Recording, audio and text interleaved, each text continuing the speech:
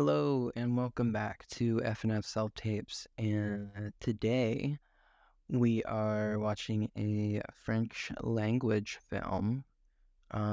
We got some thunder in the background, if you hear that. It is currently raining. It is summer in North Carolina, so what you can expect is 90-degree days, getting rained on around 4 p.m. and having a nice 70-degree-ish to 80-degree-ish cool summer night. It's great. I love it so much. It's not the worst thing ever at all. North Carolina jokes aside, though, we watched today the film 35 Shots of Rum. I watched it today. I don't know if you did. This was a really interesting movie, as are most movies. Actually, I don't even know if that's true. I don't even know if what I just said is true. I don't know if most movies are interesting. So, good on this one. This movie is really well done. It's done by a director who I really enjoy, who I'm coming to really enjoy. I don't know much of her work yet, but I am trying to get to, and I'm going to. I think the next film I'm gonna watch of hers, it's called Travail something. Anyways, this one's called 35 Shots of Rum, and we're gonna talk about it. So let's do that. First off, we're gonna start with the credits, as is customary around here. So 35 Shots of Rum came out in 2008. It was distributed by Soudain Compagnie. I think that's how you say that. And then it was co-produced by Pandora Film Production and Art France Cinema. The runtime of this movie was 100 minutes. The writer of this movie was Claire Denis, and it was actually a co-written. So it was Claire Denis and Jean-Paul Fargo. The director of this film, as mentioned earlier, is Claire Denis. The editor for the film was Guy Lecorne. The music in this film was done by an artist named Tendersticks. The camera work on this film was done by Agnes Godard. And then the cast is as follows. Alex Descas as Lionel. Maddie Diop as Josephine. Nikhil Dogier. I looked it up earlier and I already forgot. I'm sorry. As Gabrielle. We have Gregoire Colline as Noé. I have Julie Marr as Renee. I have Jean-Christophe Foley as Ruben. I have Eric Ebounet as Blanchard. And then I have Ingrid Cavan as the German aunt. And that is the credits for 35 Shots of Rum, at least the base credits. There were more people that worked on this movie. Those are not the only ones. But those are the main credits. And then now I guess maybe I can talk about a little bit about the cast. I did want to highlight that in the scenes that he was in, Julie Marr had a really, really, really good performance as Renee. He played a man who was just really disillusioned with the idea that he was being forced into retirement and was kind of feeling a very big burden of hopelessness and not having a sense of purpose. Big thunder. I might lose power. That would be pretty funny if I lost power like mid-podcast. But nevertheless, I also wanted to highlight Alex Deskis's performance as Lionel, the lead character. Sorry, scratching my face. Lionel is the lead protagonist, or I don't know, there's not really an antagonist in this movie, to be honest. This is very much just the slice of life, and you're kind of just watching people live. I don't know. I mean, there's antagonists from certain characters' perspectives, but I don't. That's kind of just life. And I think that's what's really pretty about this movie too, is how the characters interact and how there's not truly an antagonist. It's all perceived. Every antagonist is really perceived in this movie. So, really enjoyed that aspect and that touch. And then let me see, anybody else that I really wanted to outline. No, I don't really think so. Okay, so now we're gonna do the plot synopsis, and it's pretty short, honestly, so just bear with me on this. 5 paragraphs. So I read it earlier, so I'm getting better, guys. I'm gonna try and practice so I don't sound like a stumbling idiot. Please know that I give myself shit out of wanting to make myself laugh, not out of actually a pure hatred for myself. But nevertheless, oh no. Okay, plot synopsis is as follows. 35 Shots of Rum is as follows. Lionel, a widower who drives RER trains in metropolitan Paris, has raised his daughter Josephine alone for many years.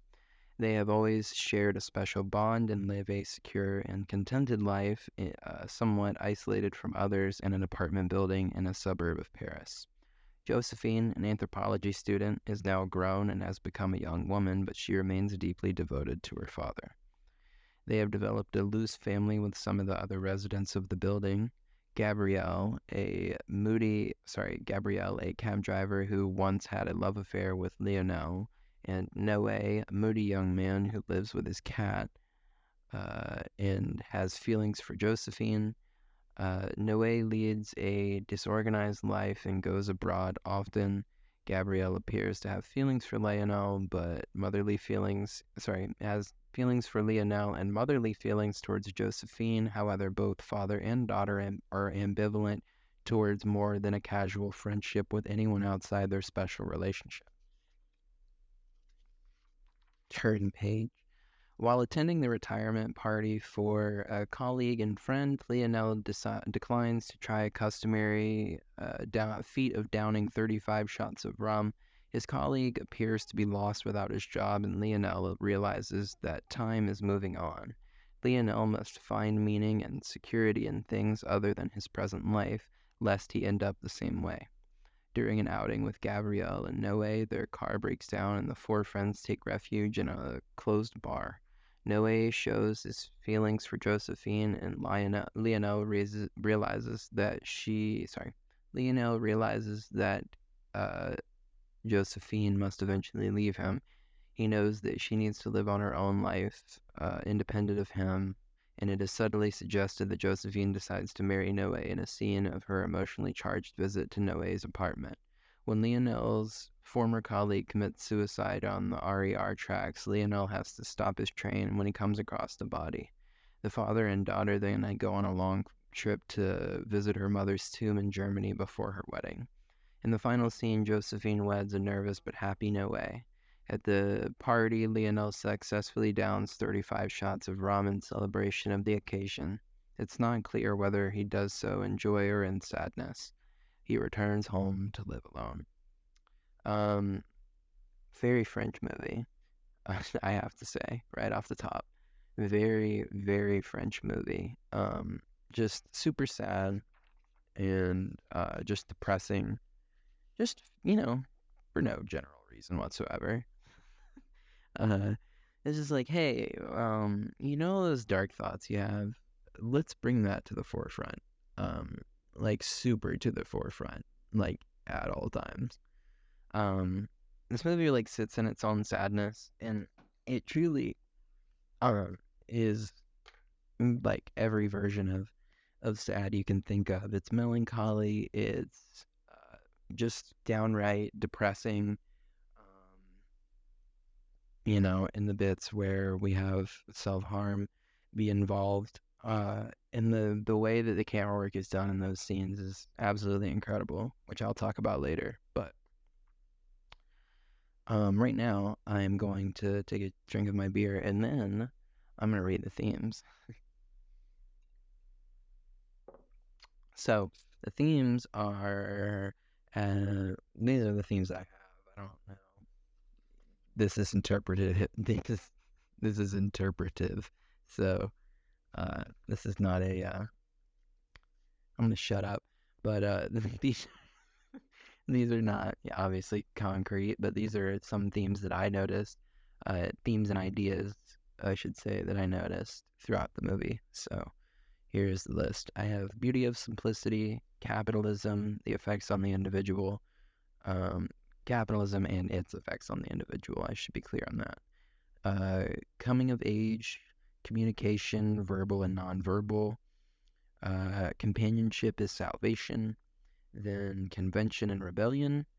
I then have desire to escape. Then I have disillusionment and dreams. I then have democracy.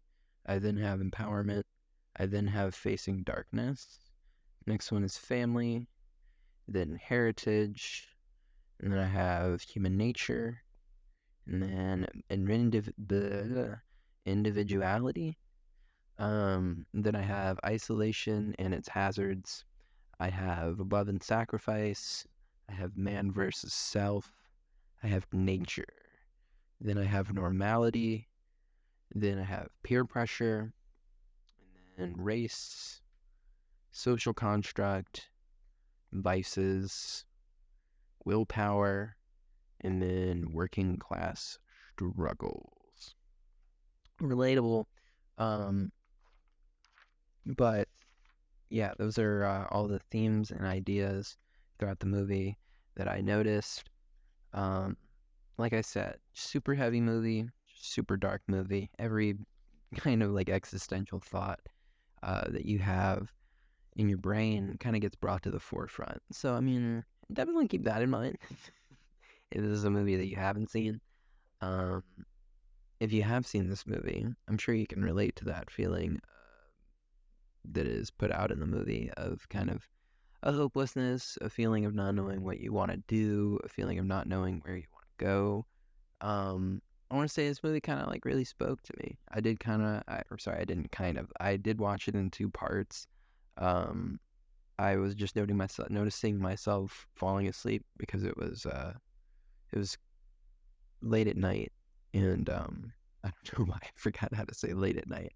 It was late at night, and I just couldn't get through it for whatever reason, and I needed to fall asleep. So did that, came back, and really enjoyed the last hour of the movie. It does start really slow, and it does pass by really slow. For 100 minutes, it really doesn't do much in the very beginning to jump out at you, try to grab your attention, or anything like that.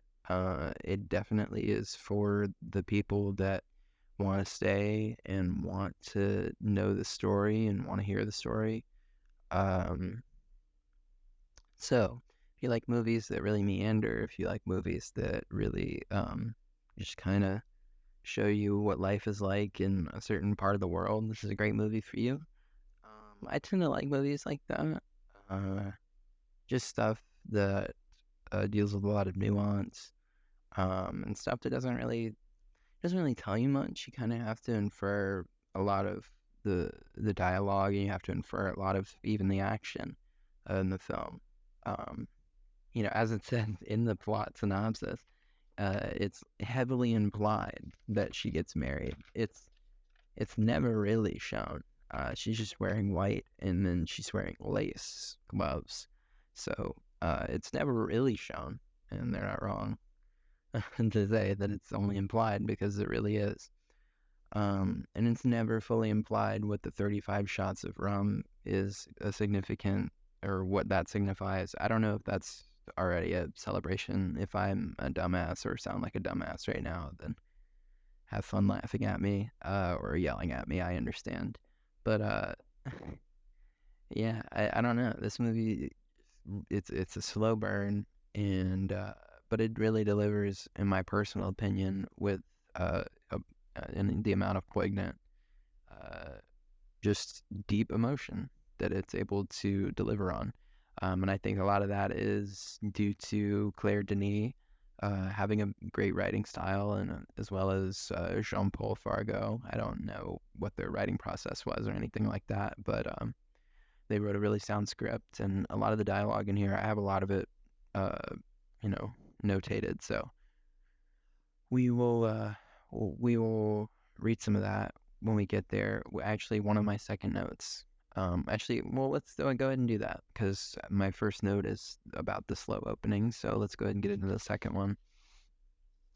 It's a quote that one of the students says in the very politically charged scene pretty early on in the movie, when they're in their anthropology class. And their anthropology class seems like it is geared towards more, how do I say this? The whole class is either Black or Afro-French. So my whole thing with saying that is there's a very clear idea in the room. They all hold generally a similar idea, but there's a break where some of them believe in the more democratic way of handling their conflict with how they should be given reparation. And then there's another piece of the class that feels like they shouldn't feel the need to ask for reparation, and that they should either just be given it, or if they have to take it, they will take it in due time. And so that's a really powerful undertone to her anthropology class, and just kind of like another reminder that Black and African, people who go anywhere in the world are constantly, other than Africa, truly are constantly being reminded of their own race, and having to be made conscious of the color of your skin at every second is probably something that would drive me up like fucking insane. So I genuinely don't understand, could never understand what a lot of Black and African Americans, or Afro, any culture, any Afro culture around the world has to deal with on a daily basis. So to have to be going to school and hear the same things, and have people and have to kind of educate people on that. I can't really imagine that, especially our own teachers and things of that nature. So that was just a really, really politically charged, emotionally, well, I don't know, it's more of a humanly charged scene than really anything. I have this note here from one of the things that one of the students said. He says, he's quoting Frantz Fanon, and he says, "When we revolt, it's not for a particular culture. We revolt simply because, for many reasons, we can no longer breathe." And obviously those we can no longer breathe takes on a whole new light after the the death of George Floyd and everything that came out of that in 2020 and things of that nature. So hearing that was really just it was a super sobering thing to hear, and a really, really tough thing to hear. And when I go back and I watch these old movies and I hear that the same struggles are being repeated and repeated and repeated, it does kind of, in a way, no, I don't want to say demoralize, because I don't feel demoralized, but it does kind of show you that that history is a pattern, and an ugly one, and sometimes, and that's really unfortunate, obviously. And again, I want to wrap this piece up about this specific piece of this pod up. I just want to end it on saying,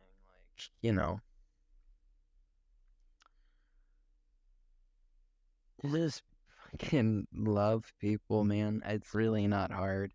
Just empathize with other people and other cultures. And if somebody doesn't have the same traditions as you, it doesn't mean they're a bad person. Like, I don't understand what's so hard to realize or notice about that, but it seems so hard for so many people.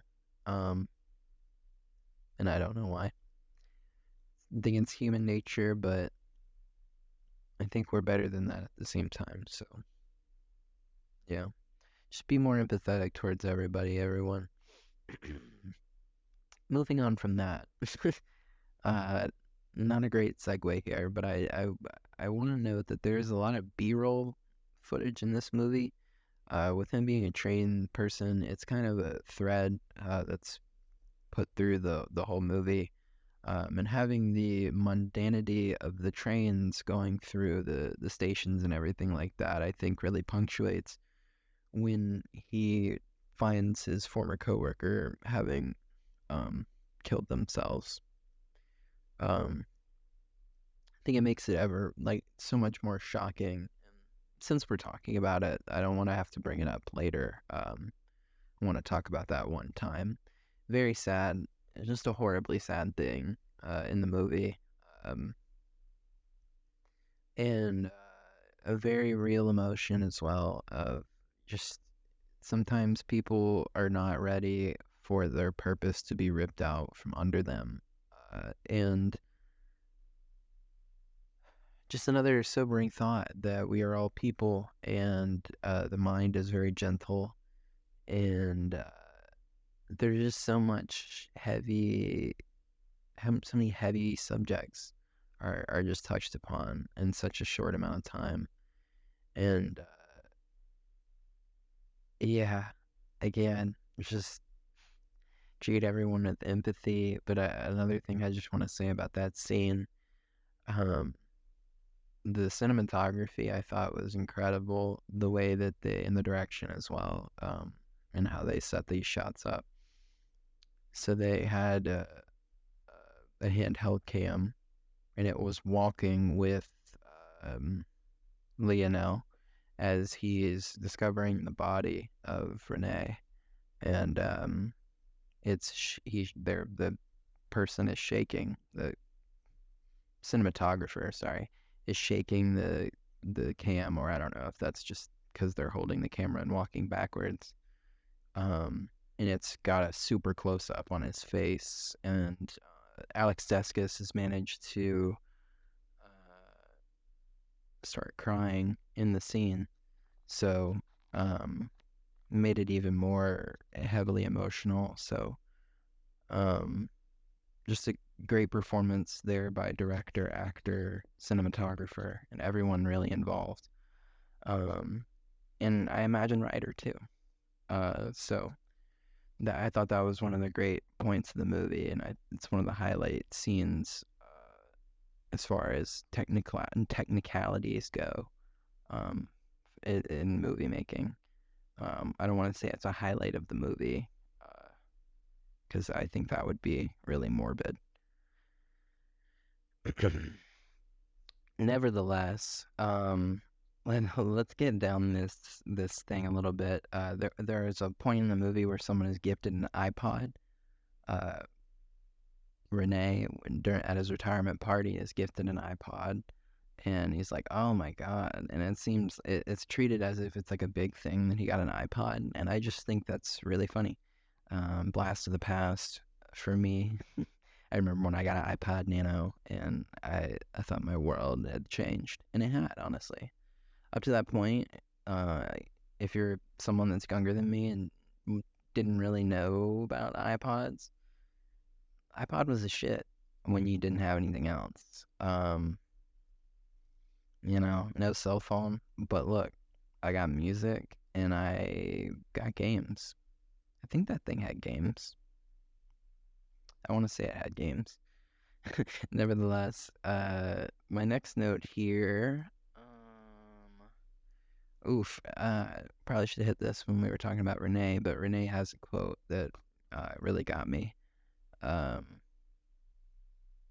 He basically is talking about how he really doesn't have the will to live anymore after his retirement.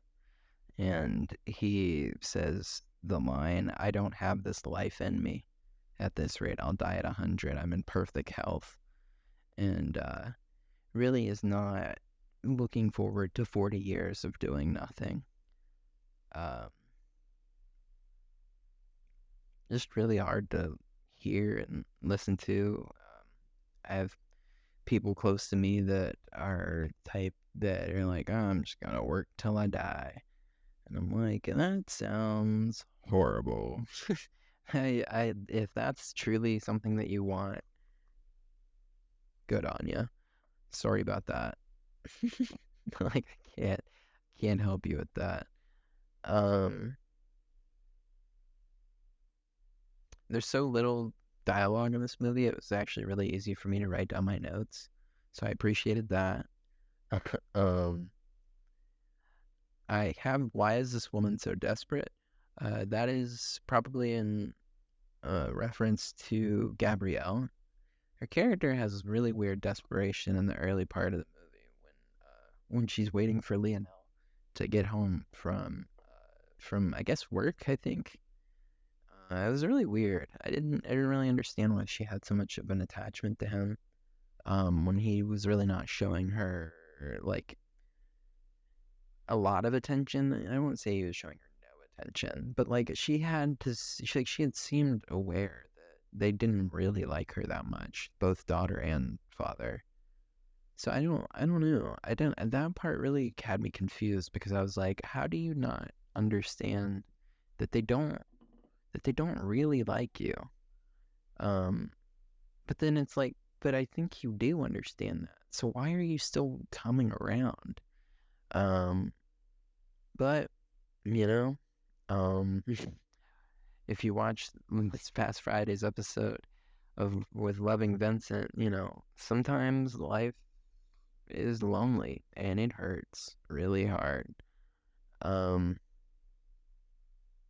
sometimes even people that are assholes to you and bully you and all that stuff, you kind of just deal with it because you wouldn't have friends otherwise, and just know that you don't have to do that.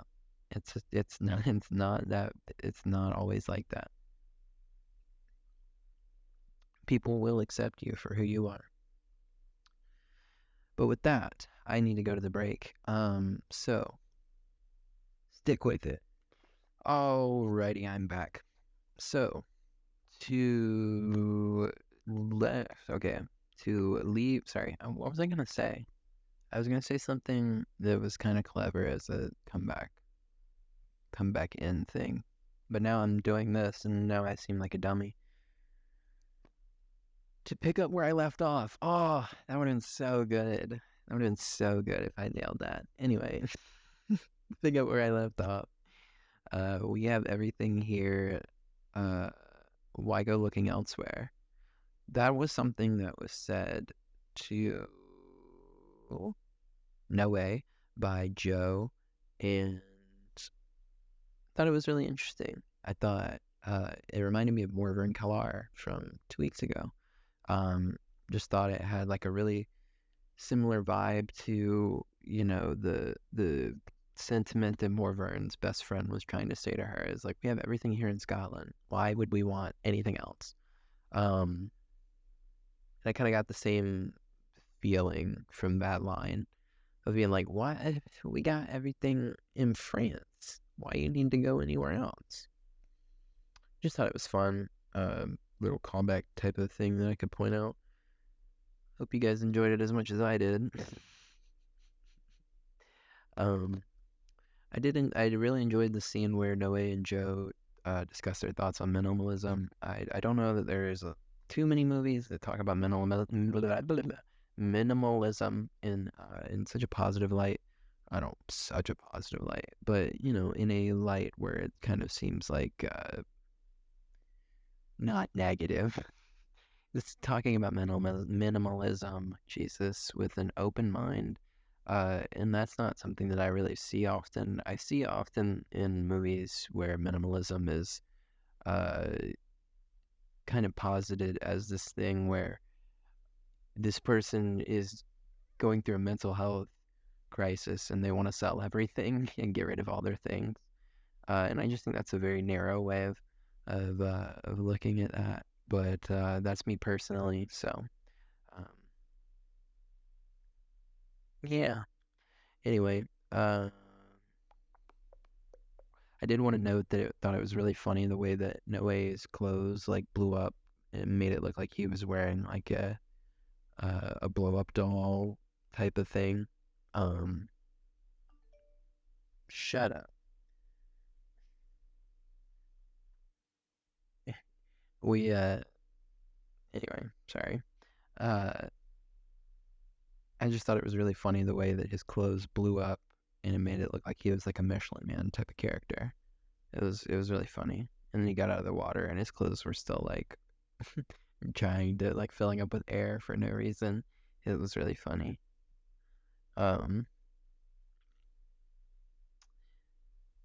There's also a part in the movie to really hammer home the idea that you're kind of just like going through someone's life with them. There's a part where Lionel is just sitting on the couch and he leans back and just lets a fart out. And I thought that was pretty cool. Pretty cool. Here's my one note that I have written down that I don't understand. I have in the quotes, "Welcome to the free zone." Oh, actually, I do know what that's about. Haha. Didn't get myself on this one.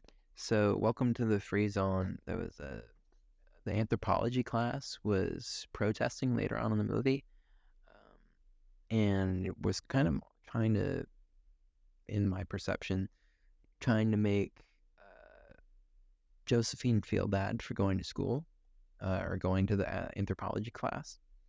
And then she gets hit on by one of the fellow students named Ruben, who I thought would have a larger role in this film, but he was just meant to be Noe's personal antagonist. But still, seeing the protest helped solidify and call back to the poignant conversation that they were having in the classroom from earlier. I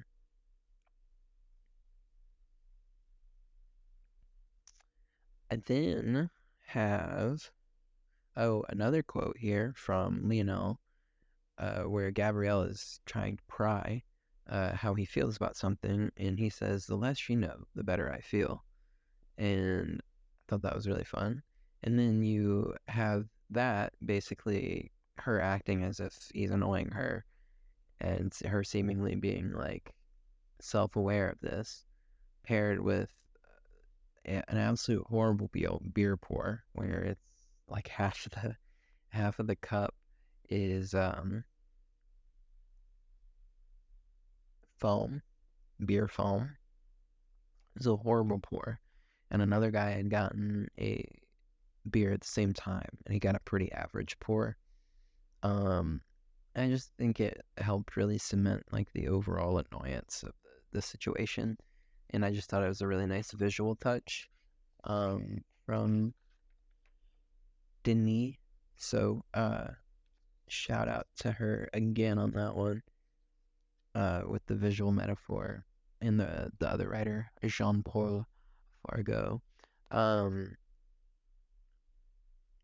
and then the very next scene is a scene where Ruben gives Noe roses after he goes to ask her out to a concert, only to find out that she has already bought tickets to this concert and she's already going with her faux family. It contains her father and the other two people, Noe and Gabrielle. Nevertheless, Noe looks down at the roses that were just given to Joe by Ruben and says, "Am I running behind?" And it's an incredible double entendre, because it's actually meant to be him saying, "Am I behind?" as saying, "Am I actually late?" as a very straightforward interpretation, and the one that he would probably defend his honor on the fact that that's the one that he was saying, because men are crazy. And then plus him seemingly losing the interest of Joe as he's constantly going on adventures. And kind of metaphorically, is he behind to this new person, Ruben, that has given her flowers? No, obviously she is touched by this, but I don't think that her eye is taken off of Noe, especially obviously going later on where it's pretty much inferred that they get married. So, but 50% of marriages fail in the United States. I don't know what the stats are in France, but it's not, when you get married over here, it's not basically saying like, oh, we're gonna be together forever. It's being like, yeah, we're together for right now. We are legally binded together right now. Isn't that romantic? Um, I have a note here that says raising up a man's daughter right in front of him is wild. Um, but then Lionel just, I guess, gets some charisma from it as well, because he just walks up and starts dancing with the bar owner right in front of Gabrielle, the woman who's been thirsting over him for the entire film, which is also pretty wild. They runs in the family, I'm gonna guess. You just do out of pocket shit.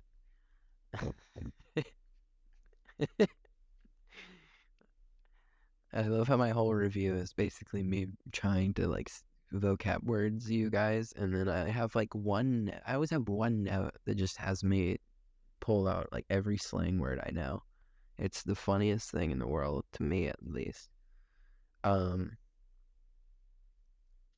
ooh, I have this note that says, I also like to think that the trains being a tether throughout the movie, I also think that it's a metaphor that everything keeps on going, no matter. The train's always on the tracks. It's always going to keep going until it's thrown off the tracks. Um, type of thing. That's something that I personally interpreted from that, but I can understand if you think that's a reach. So let me know in the comments. um, one of the most jarring pieces of this movie, though, is the scene where Noe is seeming despondent, and he doesn't really know, or Gabrielle and Josephine cannot really figure out why he's acting despondent. And come to find out, he reveals that his cat is dead and died at night. And he just walks over, picks it up by its scruff, and walks it over and just puts it in a garbage bag and just puts it over by the door to take out later, as if it's like a piece of trash. And then he's like, well, I feel at peace now. I can leave here now. What? Last thing I'd be doing if I saw that would be marrying this person. I think Noe is deeply troubled, and a highly narcissistic person. Um, but that's just an interpretation from like 40 minutes of footage, so probably wrong. Seems like a nice guy. the love of the family. Um, but yeah, that was really jarring. That was a really, really weird, jarring scene. Uh, yeah, I don't know. I don't know how I felt about that one. No one really took me out of it. But I also understand the significance of allowing him to feel this type of catharsis of just like being able to finally let go. Because he wanted to leave France really bad. And it seemed pretty obvious that he wanted to leave France. So, or at least move far away. Maybe not leave France, but at the very least far away. So, if his cat dying of natural causes is what allows him to go do that, power to him, I guess. Um, I I guess my last note about the movie, or I guess my last note about a specific thing that happened in the movie is that he brought home a second rice cooker after he did the 35 shots, um, which I just thought was such a funny way to end this movie. Just such a, I don't want to say it's cutesy because it's really not. It's just so human. I think it's such an endearing thing to happen at the end of this movie for him to forget that they already have a rice cooker and buy another one. Or I'm pretty sure, or he's giving that rice cooker to his daughter. And that could also be another interpretation that I would find acceptable. But I like to think that he's just drunk and is like, ah, shit, I got another rice cooker. Because that just seems really funny to me.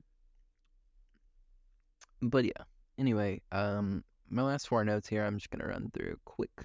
Uh, well, I guess I don't need to run through this first one. I've already said this like 10 times. So I'll just do the last three.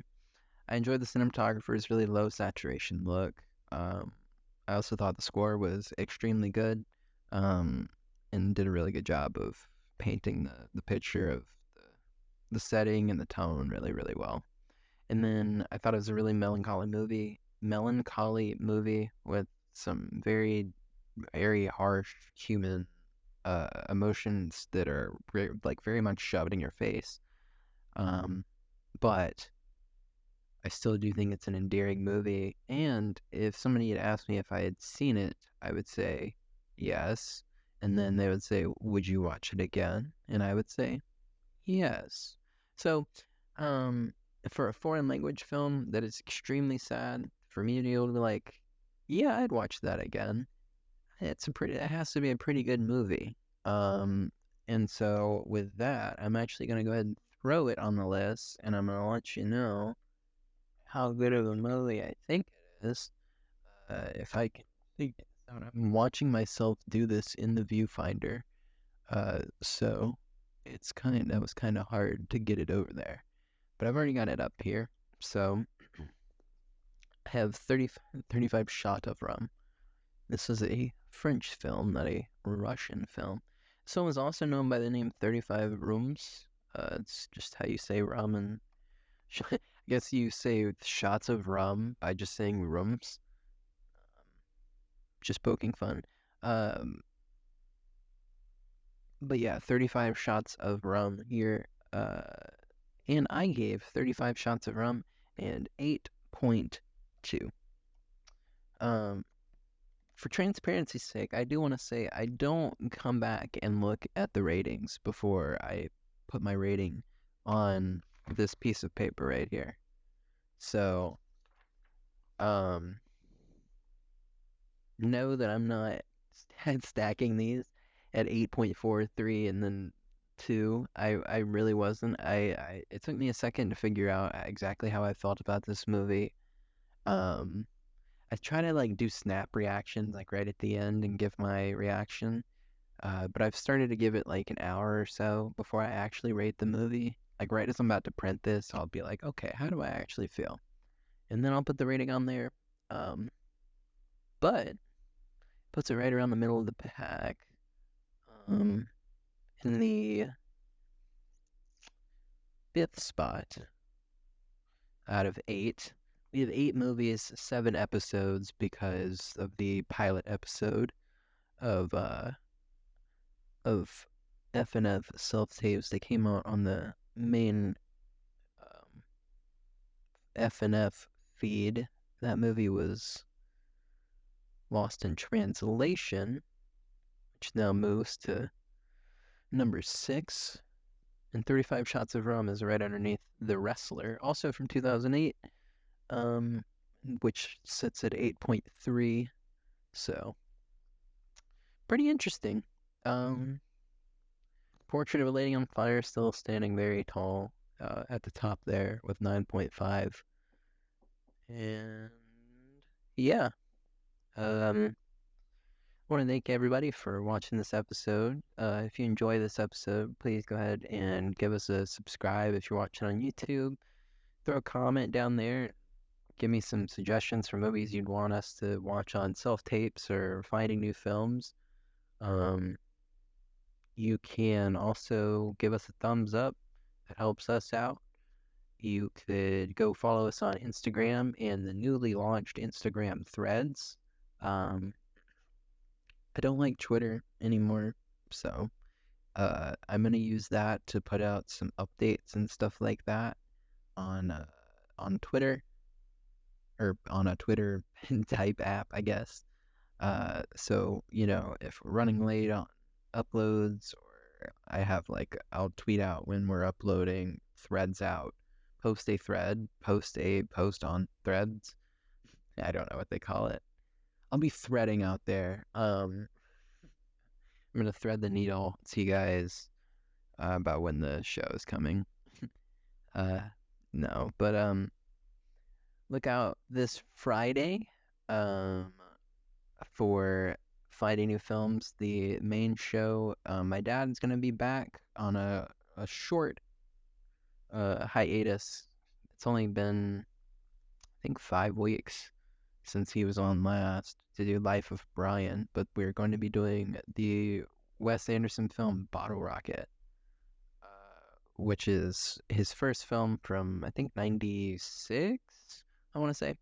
But nevertheless, seems like a good movie. It's co-written by Owen Wilson, so that should be fun.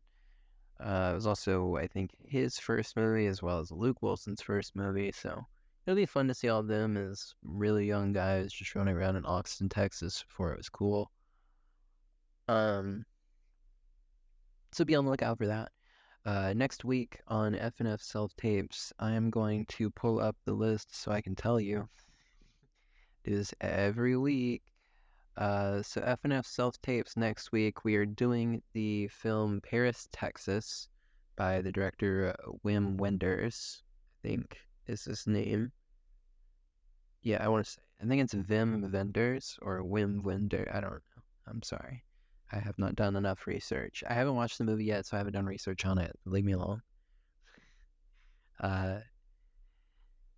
What else? Go watch the Basement Tapes if you missed that. That's me and Trevor talking about general life things and video games and Marvel TV shows and all that stuff. Cool Ranch Papadillas.